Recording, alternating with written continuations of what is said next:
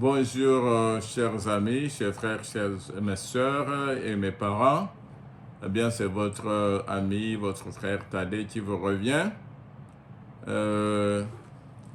Nous sommes très avancés dans l'étude et je vous encourage, vous qui suivez régulièrement, à aimer et à souscrire et aussi à partager avec les autres. Merci pour la fidélité, merci pour le soutien, merci pour vos prières aussi.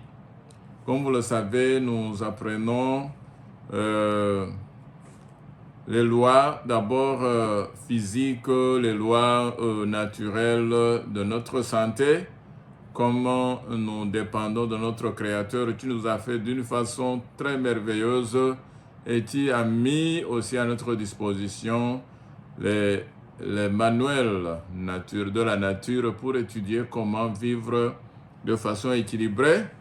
Et nous sommes sur le slogan New Start et nous sommes parvenus à la dernière lettre T.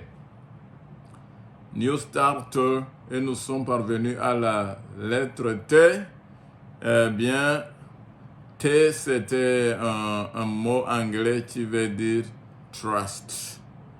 Eh bien, si on le complète, trust in God. Et ce qui veut dire, il faut avoir une confiance en Dieu. Quelqu'un me dira peut-être, moi je ne crois pas en Dieu, je m'en fous. Eh bien, je vais malheureusement vous dire et heureusement vous dire qu'il n'y a aucun humain qui n'a pas quelque chose en quoi il a confiance. Et souvent, nous avons une puissance surnaturelle à laquelle nous confions notre vie et à laquelle nous confions notre sentiment, nos émotions les plus profondes sont liées et attachées à un être surnaturel que beaucoup appellent Dieu et les autres, comment vous l'appelez, je ne sais pas. Mais si votre être n'est pas digne de confiance, il ne vaut pas la peine. Voilà pourquoi les croyants en Dieu ont besoin de cet élément, de ce dernier T, et c'est tout le monde qui a besoin du T. Maintenant, si vous n'avez pas cette confiance en être suprême, vous êtes dérobé, alors peut-être vous allez avoir confiance en vous-même. Voilà aujourd'hui pourquoi nous voyons beaucoup de mouvements, trust yourself, non, build self-confidence, ou bien autodétermination. Mais en réalité, nous avons été créés pour dépendre de notre Créateur qui est notre ami suprême aussi.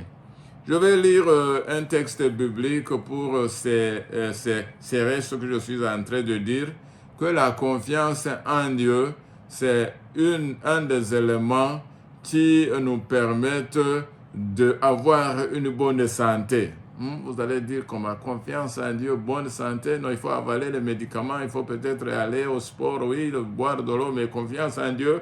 Oui, c'est décrit dans la parole de Dieu. Je vais lire avec vous en Proverbe chapitre 3. Et on lira du verset 5 au verset 8. Les proverbes du sage Salomon, chapitre 3, verset 5 à 8, il est dit: confie-toi en l'Éternel de tout ton cœur et ne t'appuie pas sur ta propre sagesse. Reconnais-le dans toutes tes voies et il aplanira tes sentiers. Ne sois pas sage à tes propres yeux. Crains l'Éternel et détourne-toi du mal. Maintenant, regardez ce qu'il est dit au verset 8. Ce sera la santé pour tes muscles et un rafraîchissement pour tes os. Est-ce que vous avez compris? Donc, cela qui nous dit, non, il faut avoir confiance à soi, il faut être autodétermination, il faut avoir l'estime en soi. Tout ça, c'est bien, mais quand cela vous fait focaliser sur vous-même et vous ne faites pas confiance dans votre Créateur, dans l'être suprême, dans votre ami suprême, alors vous avez un manque. Vous avez un manque à gagner. Eh bien, ici vraiment, on nous avertit de ne pas même nous confier dans notre sagesse, de ne pas même nous appuyer sur notre propre force, de ne pas même nous appuyer sur notre science. Il y a des gens qui connaissent les sciences et qui peuvent même propulser les fusées et les envoyer dans l'espace. Et ces gens, quelquefois, on les voit comme si ce sont les mini-dieux, mais notre Dieu créateur, c'est lui qu'il faut craindre et il faut se détourner du mal. Eh bien, et quand on fait confiance à Dieu, ce qui est vraiment étonnant, intéressant et surprenant, peut-être aujourd'hui pour certains, c'est que ce sera la santé pour vos muscles et un rafraîchissement pour tes os. Donc, nous clôturons le slogan New Start en montrant qu'au bout, au sommet et à la base, nous devons, dans tout ce que nous faisons, dans l'exercice physique, dans la tempérance, dans le repos, dans l'air, dans les rayons solaires, en buvant de l'eau, la base et le sommet de tout, c'est avoir la confiance dans notre Créateur et nous soumettre à lui, et bien pour avoir une santé équilibre physiquement, émotionnellement, mentalement et spirituellement. Nous allons maintenant basculer sur le flash étude biblique et voici, avant d'y arriver, nous prions. Éternel notre Dieu, notre Père, merci pour ta bonté, ta miséricorde. Seigneur, j'ouvre mes lèvres afin que tu parles à travers moi, par moi et pour moi. Seigneur, sanctifie-moi par ta parole est la vérité.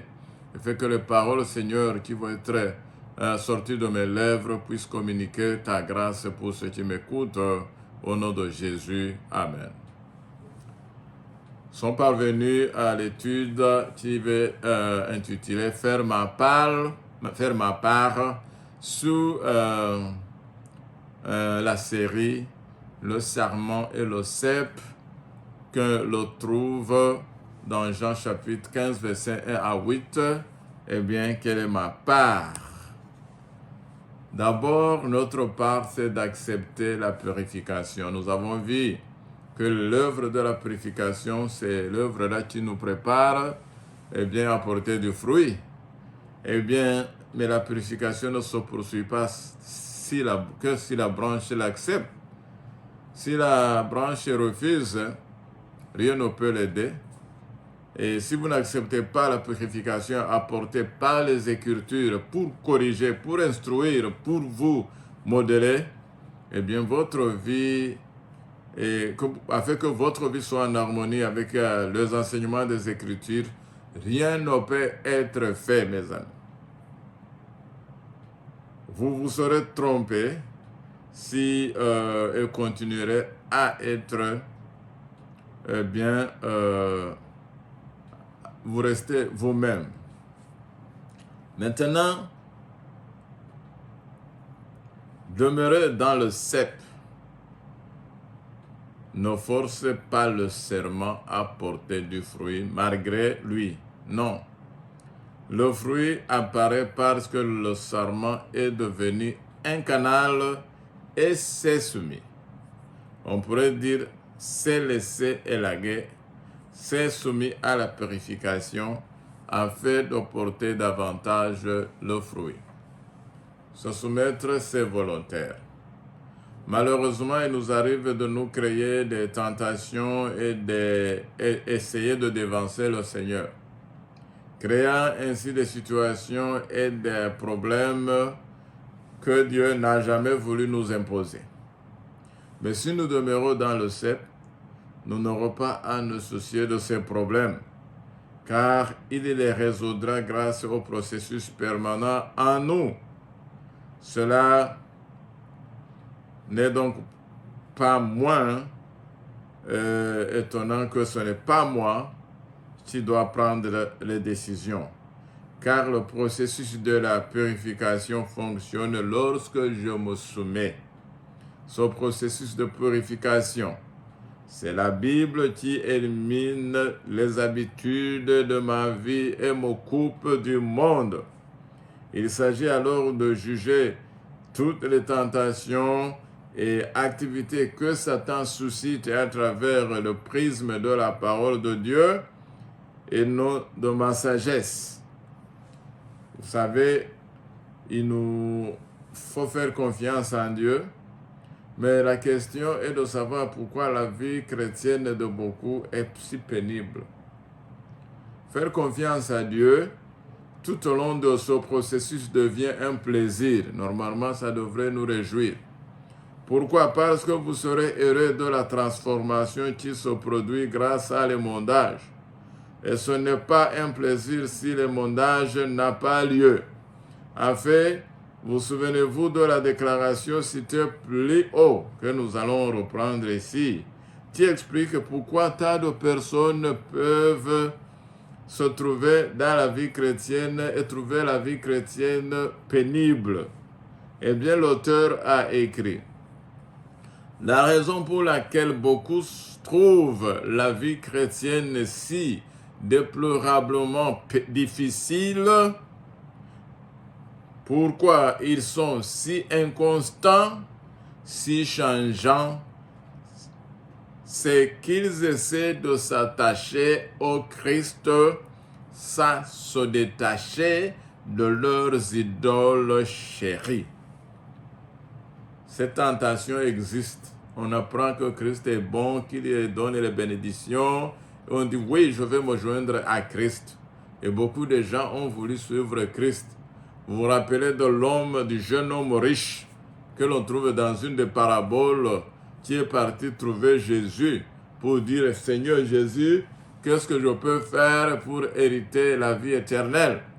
Eh bien, il était sincère. Il voulait réellement hériter la vie éternelle comme les Écritures nous montrent.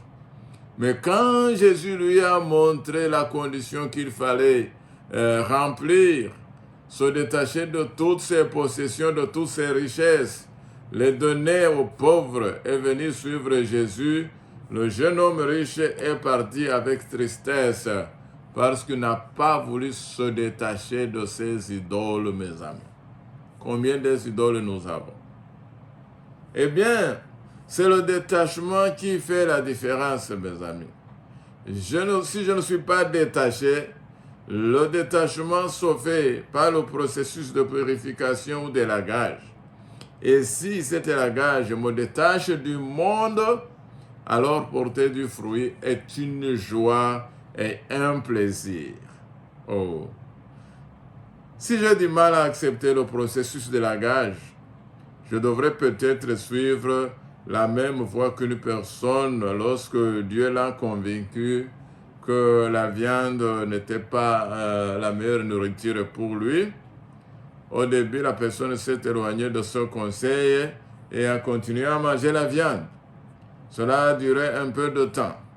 Et Dieu lui a transmis encore le même message 2, 3, 4 fois à la reprise.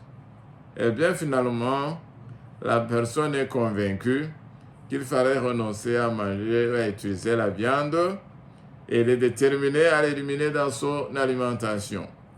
Elle a décidé d'arrêter à manger, quoi qu'il arrive, et demande à sa cuisinière de ne servir que les légumes et les fruits. Et ce que nous sommes en train de lire ici, en fait, ça a eu lieu dans la vie de plusieurs personnes. Alors, quand vous venez à la table pour la première fois, et la personne est dégoûtée de ne voir que des légumes et des fruits, et son estomac est dérangé, à tel point qu'elle n'a même pas envie de manger. Elle a donc quitté la table et retourne à ses occupations. La fois suivante, la même chose se reproduit. De nouveau, l'estomac est dégoûté, révolté, et bien, maintenant, il dit à son estomac: tu peux attendre que ton estomac accepte cela avec joie, a-t-elle dit. Eh bien, Avant de retourner à ses occupations, cela a duré un peu 3 jours. Jusqu'à ce qu'elle a finalement eu si faim qu'elle est prête à manger. Et il a mangé avec joie la nourriture qui était servie. Eh bien, nous voyons qu'elle a accepté bon gré la purification de Dieu, malgré les difficultés d'une privation temporaire de nourriture. Non seulement elle a accepté la purification, mais elle a accepté avec joie.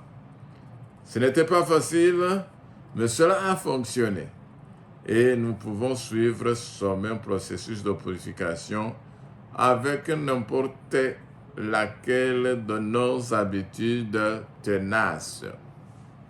Eh bien, maintenant, remarquez que je dois faire ma part. Remarquez cependant ce qui se passe habituellement. Nous prenons conscience du mal dans notre vie et nous en sommes convaincus et nous acceptons la correction de Dieu. Mais au lieu de laisser Dieu continuer à s'en occuper, nous reprenons en main et nous retombons dans la tentation. Comment la personne a-t-elle réagi? Tu peux attendre jusqu'au jour où tu accepteras cette nourriture avec joie. Et la victoire a finalement été remportée. Si nous nous détournons du mal et que cela devient une joie d'obéir à Dieu dans le domaine où il nous convainc, nous aussi nous remporterons la victoire.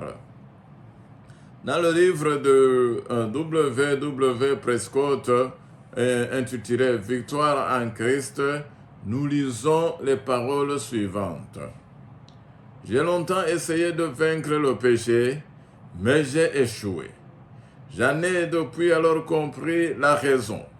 Au lieu de faire ce que Dieu attend de moi, ce que nous avons appris à faire, c'est-à-dire demeurer dans le cep, pour reprendre l'image et le langage que nous avons utilisé dans ces discussions, l'auteur reprend « Et que je peux faire, j'ai essayé de faire la part de Dieu, ce qu'il n'attend pas de moi et que je ne peux pas faire. Mon rôle primordial n'est pas de remporter la victoire, ni de produire du fruit. Non, mais de recevoir la victoire, de recevoir le Saint-Esprit et de le laisser produire du fruit. Ce que Jésus-Christ a déjà gagné pour moi lorsqu'il a pris la place d'Adam et a développé jour après jour le caractère qu'Adam n'avait pas réussi à acquérir. Jésus a remporté la victoire. Il a remporté la victoire sur Satan et sur le péché, et cette victoire, il me la donne. Donc, ce que je dois faire, c'est de collaborer. Jésus veut nous donner sa victoire, mais il a beaucoup de mal à nous faire accepter cela. Pourquoi? Parce que nous ne sommes pas disposés à faire notre part, qui consiste à demeurer en lui et à lui permettre d'accomplir l'élagage, ce qui permettra à son caractère de se développer en nous. Cela ne semble pas trop difficile, mais ça l'est, car lorsqu'il nous greffe sur le cep et que nous commençons à grandir, de petites pousses apparaissent ressemblant étrangement à la vie ancienne. Il décide alors qu'il faut les couper et il y procède. Mais nous trouvons la coupe extrêmement douloureuse. Nous nous y opposons, ce qui le pousse à céder et à répondre « Je ne continuerai pas à tailler si vous ne me permettez pas. » Mais le résultat est un détournement, une entrave à sa vie en nous et à la résurgence de l'ancienne vie. Il ne peut vivre en nous que si nous le lui permettons. Eh bien, il y a d'autres qui vont dire, je vais m'efforcer à porter du fruit. Me demanderez-vous, La Bible ne parle-t-elle pas des soldats, de guerre et de combat? Oui, c'est bien le cas. Ne dit-on pas que nous devons nous efforcer d'y entrer? Assurément. Et alors? Seulement ceci, que nous sommes sûrs de ce pourquoi nous combattons et de ce que nous devons nous efforcer d'atteindre, c'est-à-dire demeurer dans le cep. Ça doit être notre combat, notre lutte, c'est de demeurer dans le cep. Nous ne devons pas nous soucier du fruit, qui est de recevoir le caractère de Dieu. Lorsque le peuple de Dieu reflétera parfaitement son caractère, Jésus viendra les revendiquer comme siens. C'est ça le parole que nous avons dit et dit encore. Dieu n'attend qu'une seule chose, la perfection du fruit qu'il transmet au corps, à l'esprit et à la personne humaine par le processus de sanctification qui consiste simplement à nous transmettre son caractère. Eh bien, nous avons vu que la sanctification est un processus qui continue. C'est un don. Tout comme la justification, tous deux sont des dons du début à la fin. Nous devons également reconnaître que les obstacles peuvent nous empêcher à profiter de ces dons. Avez-vous déjà essayé de donner quelque chose à quelqu'un, mais en avez été dissuadé par un obstacle? C'est pareil pour Dieu. Il peut imputer son caractère dans le processus de justification, quelle que soit votre vie passée, à condition que vous disiez simplement, « Seigneur, je suis désolé, pardonne-moi. » Et il y répond, « Ce n'est pas grave. » Et vous attribue son caractère. Mais à partir de ce moment, il commence littéralement à nous transmettre son propre caractère, ce qui n'est pas facile et prend toute une vie. Et le problème est si je vais reprendre le contrôle, chaque fois que je m'oppose au processus de purification ou transmission du caractère divin, parce qu'il est trop douloureux, et que je désire donc reprendre le volant, il me laisse prendre le contrôle et je me trouve bientôt dans le fossé, comme nous avons vu. Oups! J'ai encore fait une gaffe. Seigneur, prends le contrôle. Eh bien, il prend le contrôle et s'en va. Mais il ne me faut pas longtemps avant de dire « Ah, je pense que je vais reprendre le contrôle. » Cela me semble facile. Et je le dis. Et bientôt, nous nous trouvons dans le fossé à nouveau. Et ce processus continue que Dieu poursuit dans son désir ardent de transmettre son caractère à nous. Il est très patient avec nous. Ce processus n'est possible que si nous éliminons les obstacles et Dieu n'envoie pas des épreuves, des tentations, mais il les permet et la solution, je vous dis, c'est Jésus. Néanmoins, notre défi ne réside pas dans les épreuves ni de la tentation, mais dans ce que la parole dit à propos de son problème et des moyens par lesquels Dieu le résout. C'est là que nous trébuchons vraiment. C'est le processus de la gage que nous avons vu.